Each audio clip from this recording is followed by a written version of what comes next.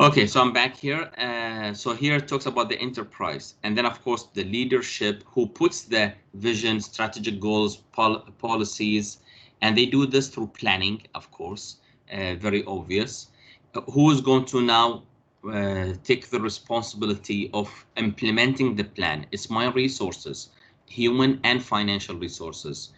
And of course, then they are going to start doing the process. They are going to apply the process. They're going to evaluate what they've done. They're going to improve later. Okay. Then we went to the context of the organization. We said context of the organization is knowing what are your internal and external factors. And of course, you're going to consider the customer in all your on the details of what you're trying to do. So it's internal and external factors. Now, what do we mean by internal factors? Performance, resource, human, operation factors, and so on. What do we mean by external? Economical, social, political, technological, market, statutory, and regulatory factors.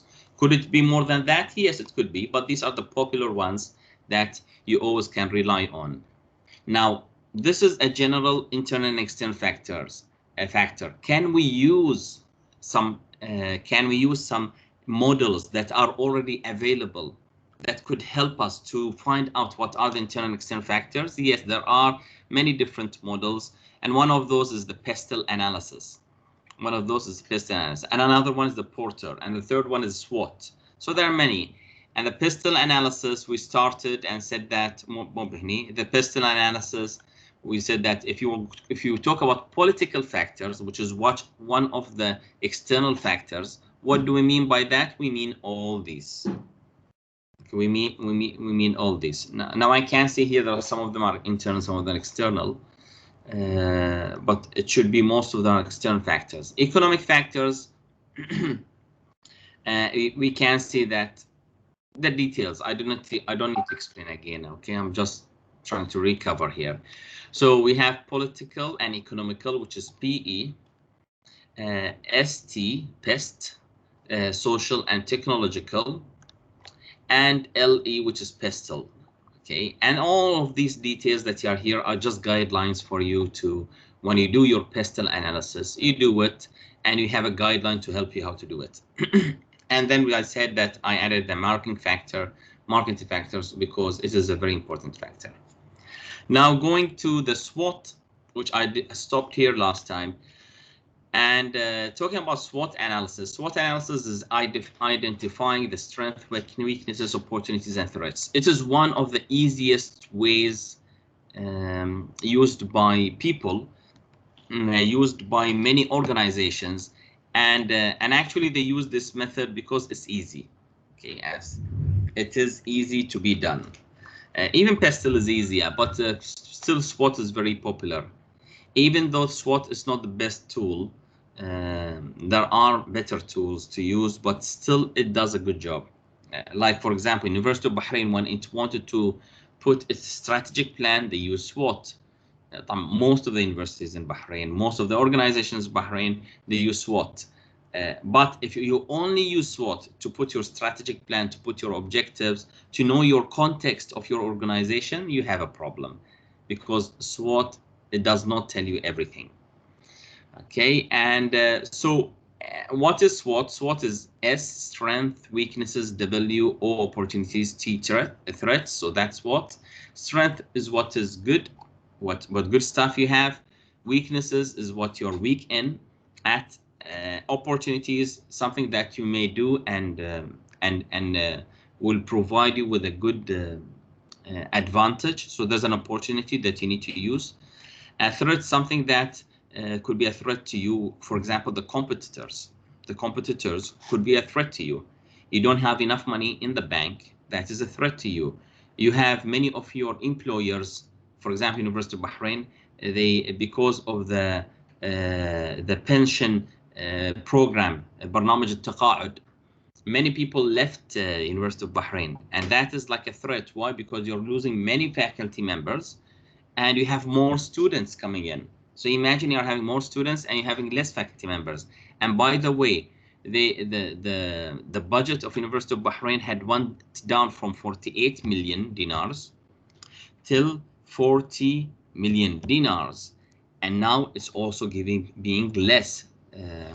I would not say the exact number now, but imagine that we are having a lower budget and we have less faculty members and we are having more students. So just think of it, how much that threat could cause, and you already can see it. There students, the number of students in one class are just increasing, and it affects the way of teaching and learning. Now going to the SWOT analysis, this is like just a guideline again on the details written here. The strength and the weaknesses are considered as internal factors. They are considered as internal factors. So when I talk about strength, I'm talking about the strength of the organization. So it's not strength of another organization or the strength of the supplier. No, I'm talking about the strength of my organization. Strength of my organization could mean that I have good faculty members, I have good curriculum, I have good students, I have good labs, I have, the word good, I know it's not accurate, but the thing is just the idea that I'm trying to say. You need to be more specific when you talk about strengths. And again, the weaknesses, you need to mention what are I have a weak administration, for example, of how to deal with students, or how to purchase, for example. I have a weakness in my whatever. I don't want to mention now a lot of weaknesses of universities or University of Bahrain, but the idea is that you specify what are the strengths and weaknesses. Now, what it's trying to show me here as a kind of a mapping, if you have a strength opportunity strategy, and that is one of the strategies that many organizations do when they put their strategies. So when they put their strategies or plans, if you have a strength opportunity strategy, that means you're going to succeed definitely, inshallah. Why? Because your strength just fits an opportunity that is in the market. Okay, yani your strength is that, for example, your strength, you're the only one who sells شنو يا ربي, you're the only one who sells tires for cars. And I know this is not true, but I'm just saying it. Or لا, يعني let me go to another example. Now we are having the electric cars. Hello, you're the only station that provides charging for electric cars. So that is your strength, okay, of your business. What is the opportunity? Yani, of course, opportunity, there are cars. There are cars. External opportunities and external strength is yours. So that is the difference between them. So there are cars outside their electric cars that which need to be charged, and because there is an opportunity and you're the only one, or your strength fits that opportunity, you have a strength opportunity strategy. And when you have a strength opportunity strategy, you find it, just concentrate on it, because it's going to be a very added value. So this is the area that you need to concentrate on. The two ones, strength threat strategy, weakness opportunity strategy, are things that you need to consider. Weakness threat strategy, oh my God, that is a danger. That could be to your organization. And let's see, for example, strength threat strategy. So you have a strength, but this strength has a threat at another place. And you have a competitor, as simple as that. You have a shop of mobile phones, and you have 10 shops of mobile phones sitting near you selling the same product. So it could be actually not a real strength, because if they're selling the same product, whatever. How can you use the company's strength to minimize the threats? So you want to use the strength to minimize that threat, which means that you need to increase your strength, which means maybe you find out some new products that other competitors don't have, so you will minimize the threats that could become on you, and so on. It could be you have a strength, but you're not marketing for it. So you market for your strength so that it gets rid of this of the threat. So this is like another strategy. A third strategy is that you have a weakness, but there is an opportunities, but you don't have a strength to gain this opportunity. So what actions you need to take to minimize the company's weaknesses using the opportunities you identified? Sometimes the opportunity may change your weakness that you have. An opportunity, for example, private university. For example, no one teaches artificial intelligence as a degree, or a concentrated degree, or even a degree or a part of a degree in any place in Bahrain at a bachelor level. طبعا, for me, this is an opportunity, like there's no one teaching it, so that is an opportunity. Now, looking internally at your organization as a private university, do I have a program? No, I don't have a program. Do I have faculty members who teach artificial intelligence? Well, I have only 2, still a little a weakness. And so on. So you're looking at that you have a weakness, but there is an opportunity. Now, why I don't use that strategy to put this weakness in a good place, to get rid of that weakness. And actually, the example that I'm telling you now is a real example. And myself, I had sat with the president of that organization, university, and we decided to use that weakness opportunity strategy in one of the areas. Of course, we use this strength opportunity strategy. We use that strategy. We have examples for that. But the example of the artificial intelligence, we have taken it into consideration so that we, as that organization, will be the only ones. So we will only ones who will provide an AI with specialist and AI program that is highly sophisticated. So what I'm talking about, I'm changing my weakness opportunity strategy. It will become a strength opportunity strategy.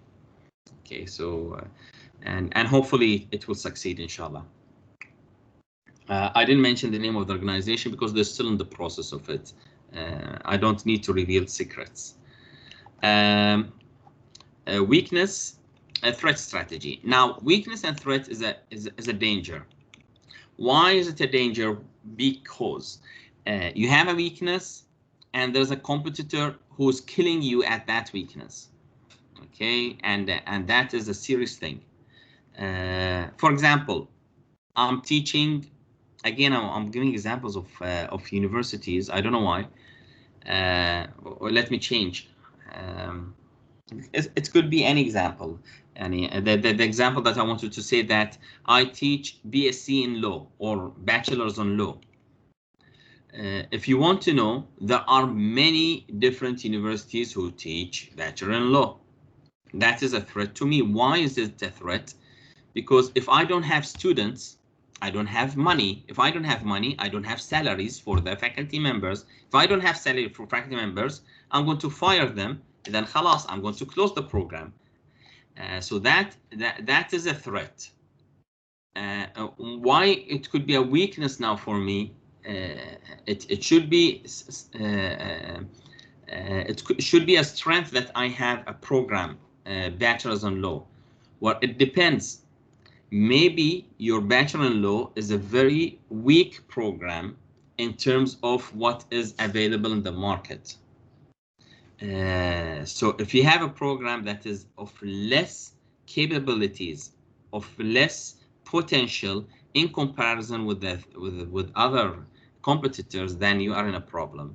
It's like you're selling a burger shop in an area of, you're just selling a burger shop in an area of, I don't know, just means شنو بعد عندنا I don't know if you like those or not, Harvey's, Dairy Queen, and so you're selling a burger shop يعني of just a normal burger of the market. So you buy a burger from the market and you put it within whatever oven, I don't know what, and you're just putting a burger that does not have the taste of the I don't want to make you hungry, يعني, but it doesn't have the taste of the juicy taste that you have when you choose from a specific location of the cow where it is يعني, very juicy. Whatever. So what I'm trying to say that you have a weakness. يعني, so you're selling something that that other competitors are much better than you, or you're selling, for example, mobile phones within a shop, and you're more expensive than all others. Now that could be a weakness in terms of price, and the competitors are going to win, and that is a threat to you. If all of them are selling at a lower price and you're the only one of a higher price, and you don't have a better product, you just have the same product or a lower kind of a product, which means a weakness. So that these are the things that you should be careful of. So that these are just guidelines of questions. I'm not going to teach you what to do with SWOT analysis. So I'm just giving you the idea of what a SWOT analysis could do and how SWOT analysis would contribute to the context of the organization. It tells you what is your organization, what strength do you have in comparison also to the other competitors. Now, you saw the PESTLE analysis was really good in identifying the internal and external factors, but the SWOT gave you some kind of a mentality of putting a strategy. So it's not only having a SWOT, it's not only about knowing what are your internal and external strengths and opportunities and so on, but it tells you about the strategies. Okay, so these are the things. Again, strengths and weaknesses are the internal factors, opportunities and threats are the external factors, and you could use the strategies that we have mentioned. Now, are there other kind of strategies, models we can use? Yes, there is a model called the PORTER 5-force model. And this model is used specifically for competitors. If you want to compare yourself as a competitor or buyer with other competitors. So that is the main idea of this PORTER 5-force model. Again, these are different models. You may use them, you may not use them. The idea is that you should know the context of your organization. How to know the context of the organization? Through these kind of models. And this is what made the 2015 version better, because it gave a high level vision about the organization, which then affects the whole management of your system, of your quality management system. Now, going to the PORTER 5-force model, if you look at it, for example, where should I start? I will start from here. You have new entrants. You have new people coming to the market. For example, again, the example of Muntazah or Midway supermarket. Well, they are the supermarkets that are well known in Bahrain long time back. But we started having Lulu, we started having Juran, we started having Megamart, we're starting having Master Point, we're starting having Carrefour, we're starting having Al Usra. Oh my God, you see how many new entrants to the market? Imagine this new entrants, what will happen to my organization as Midway or Muntazah supermarket. So that tells you that these are threats of new entrants, and you need to consider that. You need to consider the industry growth. What are the growth? What value add, the added value that you have, or what added value they have, which means that they're going to pull customers from you, and so on. The brand identity, maybe they have some kind of brands. This cost, it could be at a lower cost than our cost, and so on. And there are many things that we can discuss here. But the idea is that I just want to mention that you are looking at the new entrants.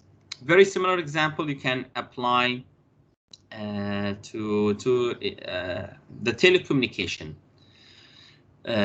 When we had only Betilco as the only sole trader, the only sole provider of the mobile services, and then you had Zain coming into being, and then you had STC before it, its older name Viva. So these are new entrants. What happened to Betilco? Of course, it's lost a lot of its share. Now, how much is STC growing and how much Zain is growing? Yeah, it also affects. Talking about, for example, Zain when it entered the market, Zain covers about 3%, 4%, 5% of the telecommunication market in the GCC. Let me check that number. I have it because I just read it a few days ago. Let me make sure about that.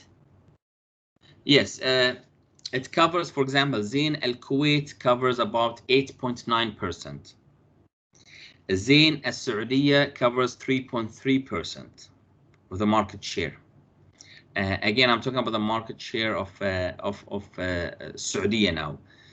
Talking about market share, yeah, in Saudiya, not about Zain. I'm going to talk about STC. STC, actually, this is not the market share. I'm mistaken. This is how much $1 billion are they making in the GCC countries. Okay, so I will say it again. So the last one, I'm going to start from the last one. So I wish I can show you this. How can I show you that? How can I show this to you? I think because it's better to show you rather than doing it alone. Okay, so where should I send it? I have a group with you. 460. Yeah, I found out the group. Mumtaz. So I send it to the group, so that means I can now open it within the group. Beautiful. Click, download, open. Okay, so that is what I'm trying to say here. So you can see, like, for okay, I was going to start there with khalas, you can see everything. So so STC, you can see is $59.5 billion is making for the whole Gulf region, and Etisalat, which is also very well popular, is $47.6 billion. Now you can see that these two are the giants that are covering most of the telecommunication provider or communication market within the Gulf region. Then comes Zain Al Kuwait, Dul Imarat, Ooredoo Qatar, Mobile Saudiya, Zain Saudiya, Betilco Bahrain, Vodafone Qatar, STC Kuwait. طبعا you did not see Zain Bahrain because Zain Bahrain is it's making few millions. We are talking about here billions. Okay, we are talking about billions. يعني 1,000 million. So that is 1.4. That means you're talking about 1,400 millions. Okay, so that is why you don't see Zain Bahrain here, because it's lost. It's not that much. Even STC Bahrain is making about 200 millions. Zain Bahrain, I don't know should I say this or not. Zain Bahrain is making few millions. I'm not talking about 100 or 200 millions. I'm talking about 2 millions, 3 millions, 4 millions, and it was going to leave the market at one stage. after STC came to Bahrain.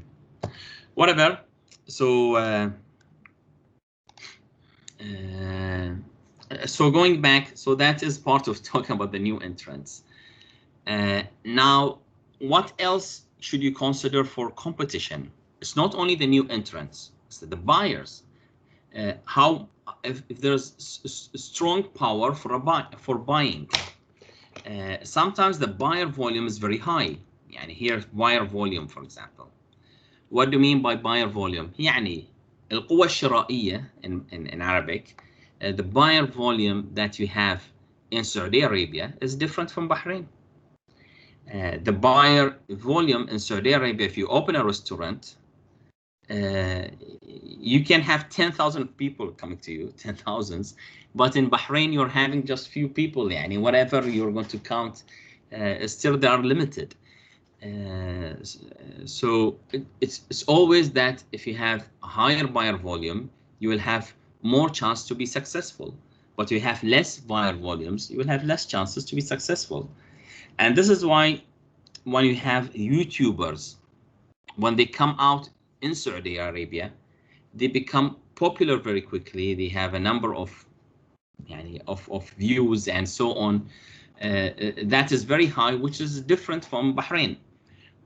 Similarly, in US, if you have also YouTubers who become very popular, they just multiply all over the place.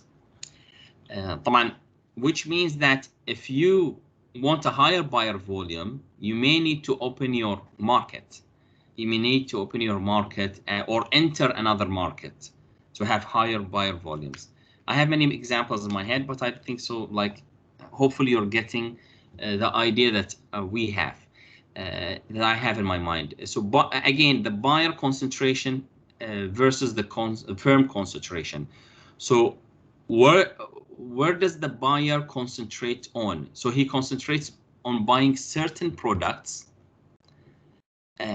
but maybe the concentration of the buyer does not fit the concentration of the product that you're selling.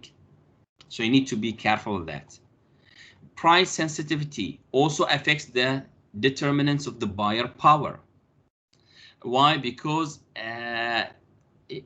sometimes you just passed a certain limit of selling a car at a certain price, you will never have a car to be sold. So you need to consider the price. The price is very important, and definitely here when I go because I'm thinking of buying a car. So when I'm going to buy a car, I'm comparing with the brands. I'm comparing the prices. Of course, I'm comparing the differences between the products and so on. So me as a buyer, you can see how these determinants affect me and how much you as an organization know the details of these bargaining leverage and the price sensitivity, and knowing who are the new entrants, knowing that you can be a good competitor and get me to buy from you. Now, there are things that could affect you positively or negatively, which we call substitutes. Substitutes, that means you're substituting a cost instead of a cost, or a product instead of a product. You're making a big substitute. Sometimes a big substitute, sometimes it's a small substitute. Examples. A big substitute was Bahrain Toyota when they decided instead of continuing with with Cressida, they started selling Camry. That was a big substitute. It was a big change, actually. So why? Because they already, if you read in the articles, that it was very clear how there are drop in sales in their old product Cressida, and there are sales going high in the Camry, which meant خلاص, they need to make that substitute quickly. طبعا, just to think about it, Cressida is not still, I don't know if you know Cressida, and I'm not sure, but it is still available in many other different countries, many different countries. which means I thought that it was خلاص, it was like an extinct. It's not there at all. They just replaced it. But when I went to other countries like Australia and I found it there and it was popular, and I said, ah, my God, which means that they know what to substitute and make it really good. Now you could have a threat of a substitute, which means there are other products, CDON, coming into being, which are a threat to your car. Why? Because, for example, Tesla, I don't know if it's a good example or not, but if you're talking about some certain cars that they have all of your all of the good specifications, the specifications of any sedan car, but it is a smart. It has no kind of fuel consumption. It's much economical. It is as fast as the other cars. So now that is a substitute of a car that is much more less of a price. يعني I don't know if I could put an example, but يعني iPhone we buy with 300 BD, for example. If you have something of a Samsung that has a better specification of my iPhone, but it is with 100 BD, what is that? That is a threat of a substitute to the iPhone that I have. So which means that iPhone, its new strategy that it started, if you know, that to provide iPhones of various ranges of prices just to get rid of this threat of substitutes of Samsung and Huawei in specific. Suppliers, again, we go back to the suppliers. It depends on who are your suppliers. You could have lower or higher prices, or you could have difference in your inputs because of your suppliers. And you already know that, for example, who use laptops for gaming, the kind of internal microprocessors they're using are very different from other microprocessors, and there is a competition. By the way, this is why Google is trying to get into the competition of this microchips, but it did not succeed. Why? Because Intel is very powerful, and there are many other microchips which are also very powerful, one or two, but I forgot their names. And so the supplies will affect the competition that is in the market. So this is like the Porter five forces. Okay, for Porter 5 forces that you need to consider within your industries. The barriers to entry, which I forgot to mention, the rivalry determinants, both related to the entrants, and of course the buyers, the substitutes, and the suppliers. So that is the whole idea of the context of organization, where it considers the economical, social, environmental, anything that could come into your mind. But looking at something like that could not be useful, but using these tools could be very useful to help you get what are your external and internal context of your organization. Great, that was good for today. On Thursday, inshallah, we are going to take the interested parties. And that's all. Have any questions?